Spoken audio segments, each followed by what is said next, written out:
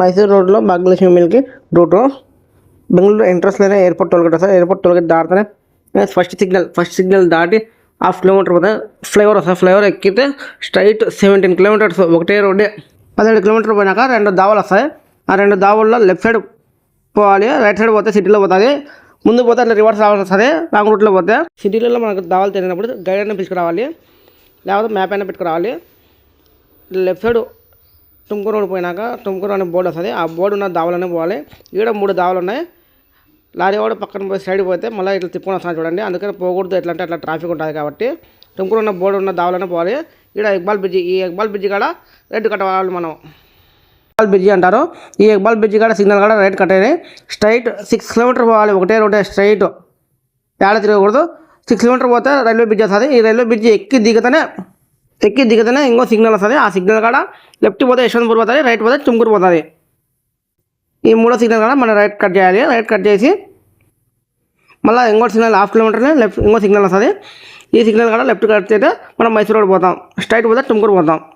Left cut చేయాలి. ఇక్కడ left cut చేసి స్ట్రైట్ 11 కిలోమీటర్స్ ఒకటే రోడ్డే పోవాలి.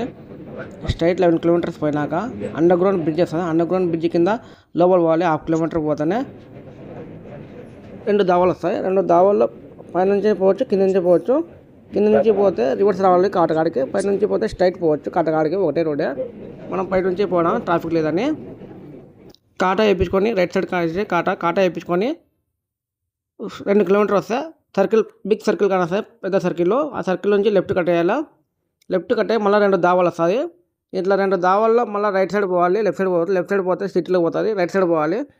రైట్ సైడ్ పోయి ఆ దావా ఎట్లా ఉంటే అట్లా పోవాలి. రైట్ సైడ్లో రైట్ కట్ చేసి బ్రిడ్జ్ వస్తుంది. బ్రిడ్జ్ ఎక్కి మళ్ళీ 2 దావాలు వస్తుంది.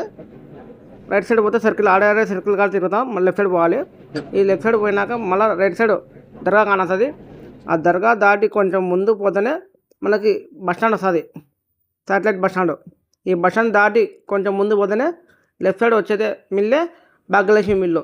ఆడ లారీలు కానొస్తున్నాయి. ఈ లారీలు కానొచ్చేది మిల్లే భాగ్యలక్ష్మి మిల్లు.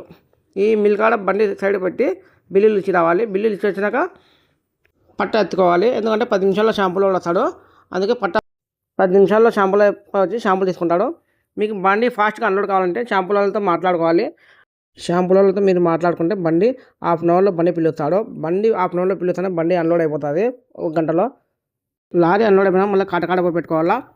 మీరు కూడా ఈ ఫ్యాక్టరీ కాడికి వస్తే రిస్క్ తీసుకోకుండా షాంపూలతో మాట్లాడుకొని ఫాస్ట్గా అన్లోడ్ చేయించుకోండి. ఎందుకంటే పోలీసు వాళ్ళతో రిస్క్ ఎక్కువ, మార్నింగ్ ట్రాఫిక్ ఎక్కువ ఉంటుంది కాబట్టి మీరు ఫాస్ట్గా అన్లోడ్ చేసుకొని కాటకాడ పెట్టుకోండి బండి, మీకు ఏ రిస్క్ ఉండదు.